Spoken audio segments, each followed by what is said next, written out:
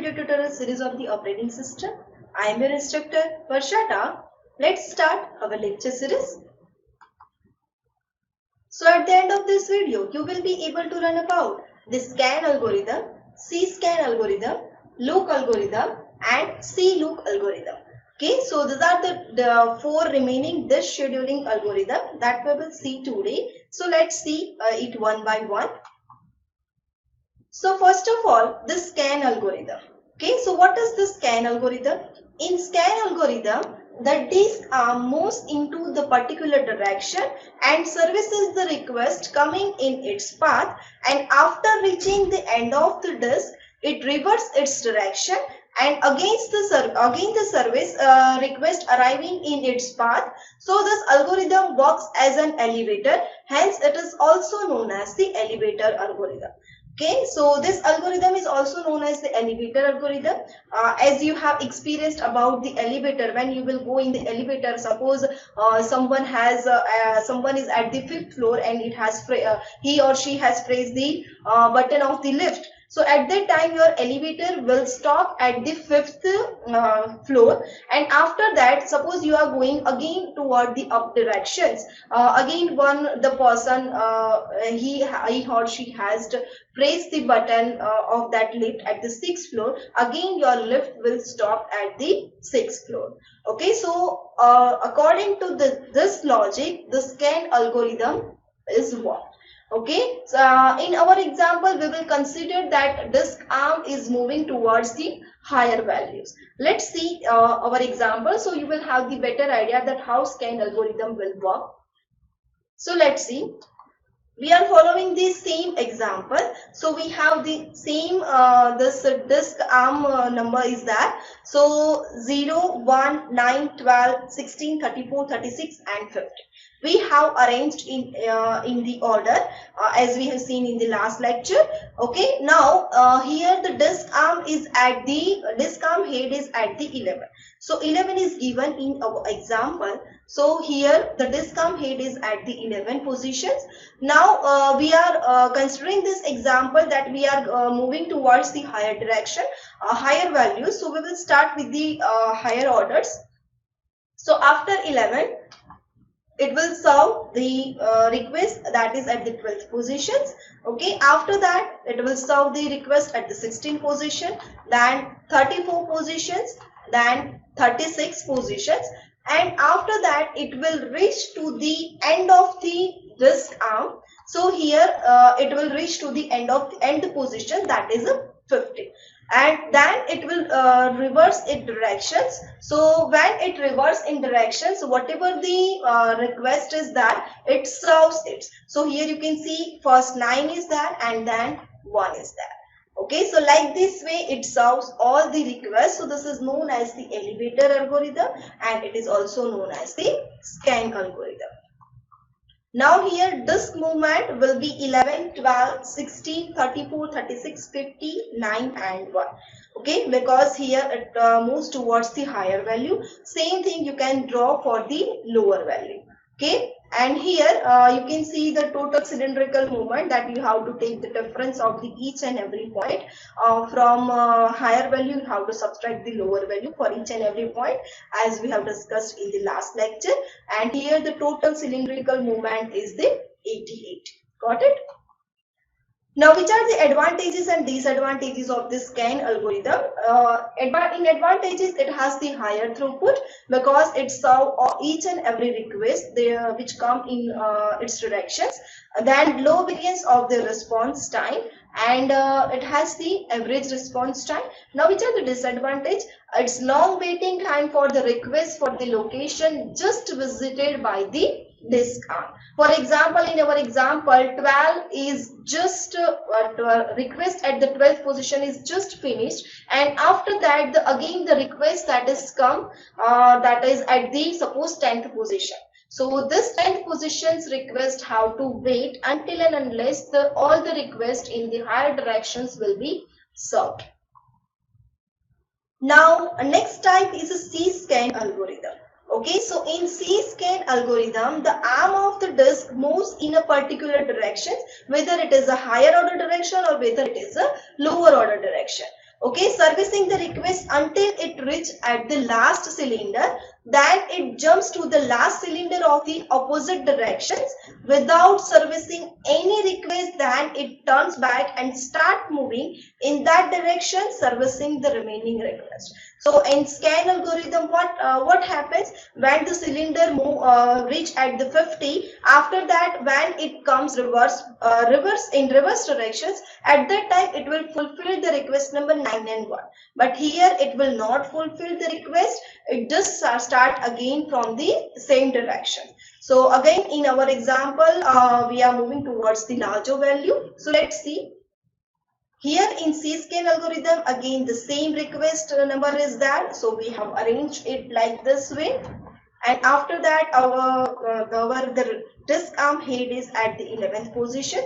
Again, we are starting with the this 11 positions, and we are moving to the higher order direction. So first 12, then 16, then 34, then 36, and then it will reach to the 50. After reaching this 50 position, what will happen? It will just come back to the opposite directions of the last cylinder. So here the opposite direction, the last cylinder is a 0, and after that it serves the request in the higher order direction. So first it will serve the 1, and then it will serve the 9. So this is the difference between scan and C-scan. Okay, so here the disk movement is what? From the 11, it will move towards the higher value. So 11, 12, 16, 34, 36, 50. And after that, again, it will come back to the 0. Then from 0, 1 and 9 is that. Okay, so this is the C-scan algorithm. And total cylindrical movement is a 98. Here again, you have to take the difference at each and every point. So you will get the total cylindrical movement. Okay, what are the advantage of this? It provides the more uniform weight, that is uniform wait time compared to the scan algorithm. Now, next is a loop algorithm. Okay, so it is similar to the scan the scheduling algorithm, except for the difference that the disk arm, in spite of going to the end of the disk, it goes only to the last request to be serviced in front of the head, and then reverse directions from there only. Okay, what happens in the scan algorithm? We will move to the last cylinder, that is at the 50. So we will move to that particular point, then we will reverse the directions. But here we just reach to the last request, then we will reverse the directions. And thus it prevents the extra delay which occurs due to the unnecessary traversal to the end of the disk. So if there is no any request to the end of the traversal, then why we have to move to the end of the disk? So it is the unnecessary traversal, so that will be avoided in the loop algorithm. Again, here in this algorithm, we are moving towards the larger value. So let's see the same request that is defined over here like this way, and our disk arm is at the position 11, and we are moving to the higher order direction. So you can see over here we are moving to the higher order directions. After 11 we are at the 12th position, then at the 16th positions, then we are at the 34 positions, after that 36. But after 36, here you can see in the request number, we don't have any request higher than the 36. So what will happen? We will not move to the 50. Okay, we just reverse our directions. Okay, to the next request, that is 9. So we just move to the next request, that is 9. So we will fulfill this, and after that 1 will be fulfilled. Got it? So this is what the loop algorithm, that is exactly same as the scan, but the difference is what? We will not do any unnecessary traversal in this. So here the disk movement will be 11, 12, 16, 34, 36, 9 and 1. Okay, so that you can get directly from this. And here again the total cylindrical movement, that is you have to take the difference of this, and you will get the cylindrical movement, that is 60. After that, the fourth type of algorithm in this lecture, that is C loop. Now loop is similar to the scan algorithm. So similar way, C-loop is the similar to the C-scan disk scheduling algorithm. In C-loop, the disk arm in spite of the moving to the end, goes only to the last request to be serviced in the front of the head, and then from there it goes to the other end of the last request. Okay, so it also prevents the extra delay which occurs due to the unnecessary traversal to the end of the disk.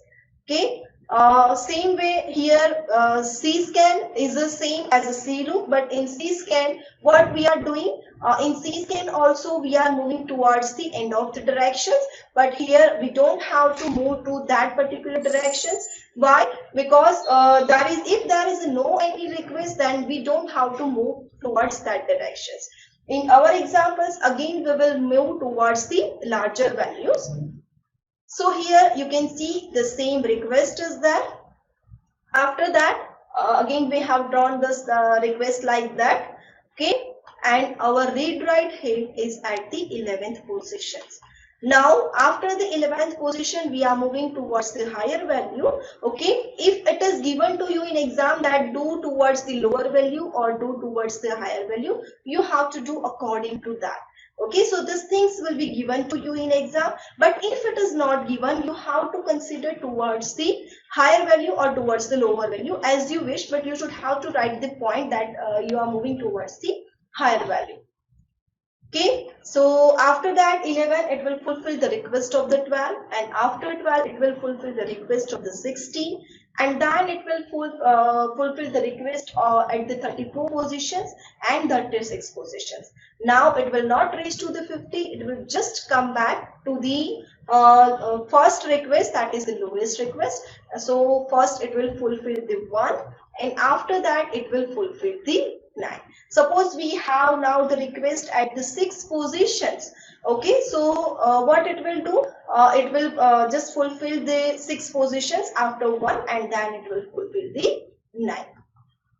Okay, so here the disk movement will be 11, 12, 16, 34, 36, 1 and 9. So here you can see there is no any unnecessary traversal of 50 and 0, because we don't have any request towards the 50 as well as towards the 0. Here total cylindrical movement, again you can calculate using taking the difference of this each and every point, and you have to differentiate lower value from the higher value, so you will get the total difference of this, and the total addition of this difference, you will get the total cylindrical movement. So in this video we have learned this 4 types of algorithm, that is scan algorithm, C-scan algorithm, loop algorithm and C-loop algorithm. Okay, in last lecture we have seen the 2 different types of algorithm, and today we have seen this type of this 4 types of algorithm. Okay, so these all are the disk arm scheduling algorithm. In scan algorithm we have seen that when this disk arm is moving towards the higher directions or lower direction, it will fulfill all its requests that is coming in that directions. So it works exactly like the elevator algorithm. So it is also known as the elevator algorithm. And then we have learned the C-scan algorithm. C-scan algorithm does the work same as the scan algorithm, but what will happen in C-scan, it just move towards the higher value or lower value, whatever it is defined, but when it reaches to the last cylinder, it will just reverse its directions to the last reverse its directions, and it will reach to the opposite direction cylinders, and after that again it starts to serves the request. Same as the loop algorithm. Loop algorithm is similar to the scan algorithm, but what is the disadvantage of the scan algorithm? We move towards the end of the cylinder. So in our example we move towards the 50 in the scan algorithm, but here it is not necessary, it is doing the unnecessary traversal. So here in loop algorithm we are not doing any unnecessary traversal. Same way the C-loop algorithm. In C-loop algorithm again we are not doing the unnecessary traversal. It is same as the C-scan algorithm. Okay, so CLOOK algorithm is exactly same as the C-scan algorithm, and here again we are not doing any unnecessary traversal to the 50 and to the 0 in our example. Okay, so this is all about this lecture. We have covered these 4 types of algorithm today. Okay, so thank you for watching. Remaining topics of this unit we will cover in the next lecture. We will cover the RAID label in the next lecture. So thank you for watching. We will meet in the next lecture with a new topic. Thank you.